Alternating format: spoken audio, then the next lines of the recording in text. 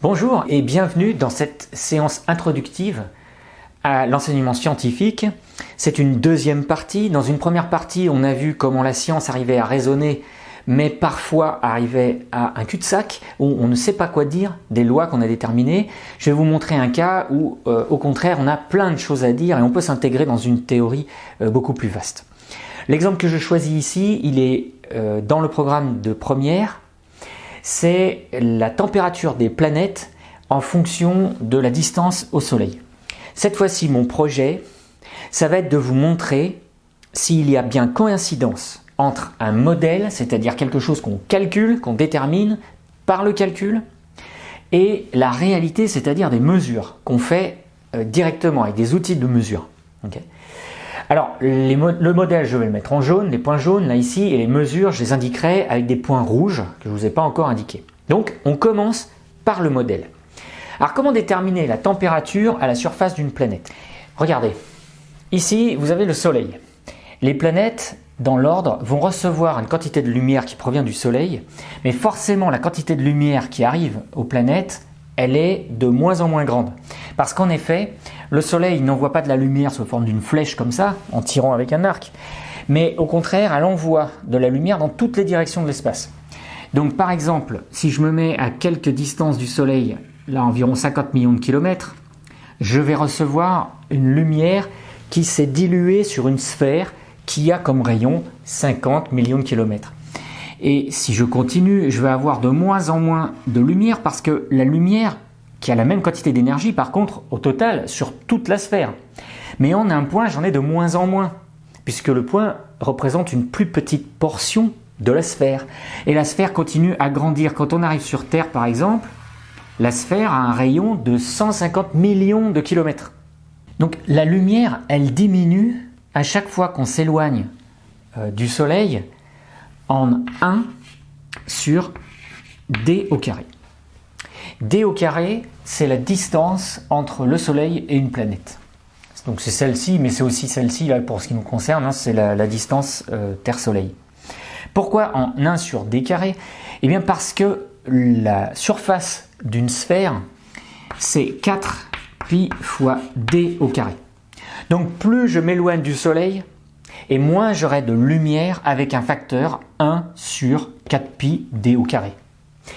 Du coup, j'ai de moins en moins de lumière, mais ça s'effondre très vite pour ensuite devenir de plus en plus faible, mais avec une pente beaucoup plus douce. Cette forme-là, c'est une courbe en 1 sur d au carré. Et on comprend très bien pourquoi, puisque c'est une sphère qui se dilue, etc.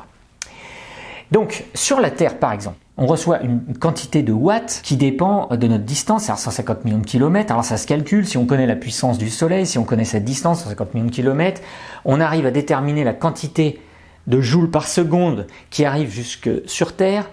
Et moyennant un certain nombre de calculs, on peut arriver à cette valeur-là. 340 watts par mètre carré. Cette puissance, c'est ce que la Terre reçoit en moyenne sur toute sa surface. Maintenant, sachant ça, est-ce qu'on peut trouver la température moyenne? Alors oui, on peut trouver sa température moyenne. On applique ce qu'on appelle la loi de Stefan Boltzmann, donc qui est une loi qui est dérivée des lois de Planck. Alors du coup, forcément, on y adhère. Hein. Ça n'a pas été, on n'a jamais démontré le contraire pour l'instant, depuis plus de 100 ans. Et donc, ça donne quelque chose comme ça. La puissance par mètre carré, c'est-à-dire des watts par mètre carré, c'est égal à un coefficient sigma fois la température exposant 4 en Kelvin. Juste entre parenthèses, ici on a des watts par mètre carré. Donc ici je dois avoir des watts par mètre carré, si l'égalité est correcte. Une loi se construit comme ça. La puissance est en watts. Ici c'est par mètre carré. La température là, elle est en Kelvin exposant 4. Donc mon coefficient sigma doit être, je vous écoute, il doit être égal à ce qu'il y a là à gauche. C'est-à-dire qu'il doit être en watts par mètre carré. Et pour annuler les Kelvin, eh bien, il doit être par Kelvin moins 4. Et ce coefficient-là, il vaut en valeur numérique 5,67 fois 10 puissance moins 8 watts par mètre carré par Kelvin moins 4, multiplié par la température exposant 4. La puissance par mètre carré, on l'a dit, c'est 340 watts, mais c'est 340 watts fois 1 moins alpha. Alpha, c'est l'albédo, c'est-à-dire c'est la quantité de lumière qui est directement réfléchie. Oui, regardez par exemple Vénus. Sur cette image, vous voyez Vénus, et vous voyez de la lumière qui sort de Vénus. Mais c'est un problème ça. Vénus, c'est pas une planète qui émet de la lumière, donc elle vient d'où la lumière de Vénus? Eh bien la lumière de Vénus, c'est de la lumière réfléchie par Vénus. Cette lumière réfléchie, cette quantité d'énergie qui est réfléchie, c'est ce qu'on appelle l'albédo. Alors pour la Terre, l'albédo, c'est 30%, c'est-à-dire 0,3. 30% c'est égal à 0,3. Ça va ça? Donc du coup, là ici, je fais mon calcul vite fait, j'ai en gros 240 qui est égal à 5,67 10 puissance moins 8 fois t exposant 4. Alors je fais mon calcul avec ma calculatrice sans me planter. Et j'obtiens à la fin une température qui est égale à, alors en Kelvin, je la donne pas parce que comme ça je simplifie, hein, vous enlevez 273. Au résultat, vous obtenez moins 18 degrés. Voilà, moins 18 degrés, c'est la température à laquelle je vais placer mon point pour la Terre, qui est là, la troisième planète. Donc, Mercure, Vénus, la Terre, Mars, Jupiter, etc. Vous comprenez que ces points jaunes sont donc issus d'un modèle. Ce modèle, c'est la loi de Stefan Boltzmann, qui elle-même découle de la loi de Planck. Maintenant, on peut obtenir la même chose, mais en prenant des mesures, c'est-à-dire en utilisant des télescopes, en regardant des spectres de diffraction, en regardant des quantités de lumière réémises sous la forme des infrarouges par exemple, et là on peut voir en fait la véritable température des planètes. Et si on la mesure, alors on n'a pas du tout la même chose. Alors regardez les points de mesure. Pour Mercure, pareil. Pour Mercure, ça ne change pas. Pour Vénus, j'oublie pour l'instant. Pour la Terre, ah ben non, on n'est pas à moins 18 degrés, sinon l'eau serait gelée et on serait tous morts là, parce que sans eau liquide, il n'y a pas de vie. Donc du coup, la température elle est de environ 14 degrés, 14 à 15 degrés en fait. Donc un peu plus que là. Mars, c'est un petit peu plus aussi, en moyenne, hein, parce que du jour à la nuit, ça varie considérablement. Le modèle prévoit moins 70, moins 80, et en fait, on est plutôt aux alentours de moins 55, moins 60. Ça, c'est une planète froide, hein, Mars. Par contre, pour les autres planètes, on est bon. On est bon. C'est bon. C'est bon. Mon modèle est donc bien prédictif, il arrive à expliquer des choses, donc je ne l'abandonne pas. Ça, je ne dis pas que c'est faux.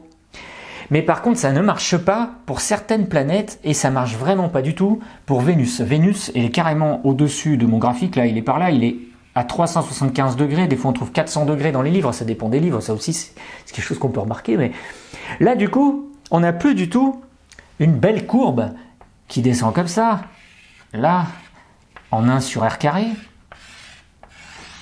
qu'on peut refaire en modèle avec une lampe, hein, simplement, on obtiendra la même chose. Là, ici, on obtient quelque chose de comme ça. Hop, hop, je descends, j'arrive à la Terre, je descends, et après j'ai ça. Et là, je me retrouve avec quelque chose d'inexplicable. Là, il y a quelque chose qui ne va pas, là. Qu'est-ce que c'est que ça? Et alors, comment on fait pour s'en sortir? Eh bien, il faut utiliser un nouveau modèle, un autre modèle.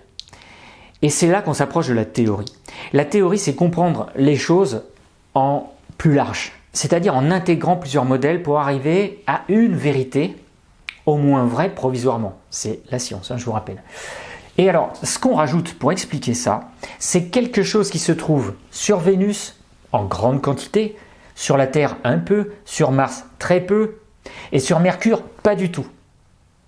Et ce qui explique donc très bien ce qu'on voit.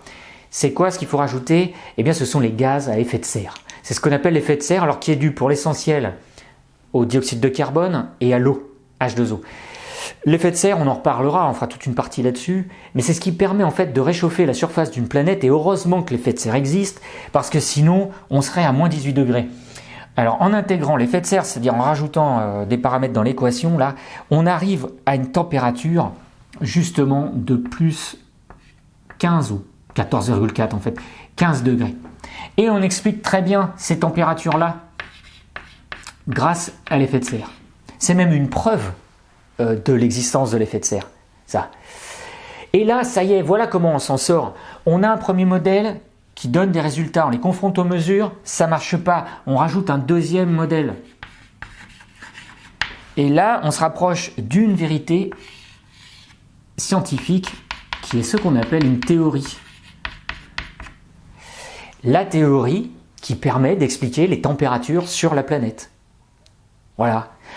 C'est tout petit ce que je vous montre là. C'était juste ce que je voulais vous indiquer, c'est la différence entre une loi, qui est un modèle mathématique, des mesures, des acquisitions de données, qui en général reposent aussi sur des modèles, c'est pour ça qu'il faut se méfier des saisies de données, et puis une théorie qui est quelque chose de beaucoup plus grand. Je vous rappelle, pour les Grecs, théorie c'est voir le divin, c'est-à-dire voir le cosmos, parce que pour les Grecs c'est la même chose, le cosmos est parfait parce qu'il a été conçu par le divin. Voilà un grand succès de la science au fait, parce que la science là est explicative et en plus elle intègre tout dans un grand schéma. On aura beaucoup de choses à dire sur ces aspects-là parce que là on a juste esquissé, mais j'espère vous avoir donné un peu le goût de la science, et si vous êtes toujours prêt à me suivre, je vais vous proposer maintenant de repartir en 1543 avec la définition de ce qu'on appelle un modèle héliocentrique. C'est une révolution scientifique majeure. Comment on passe d'une grande théorie à une autre, alors ça c'est une aventure extraordinaire et c'est à suivre sur 10 minutes sûres. Merci de m'avoir suivi.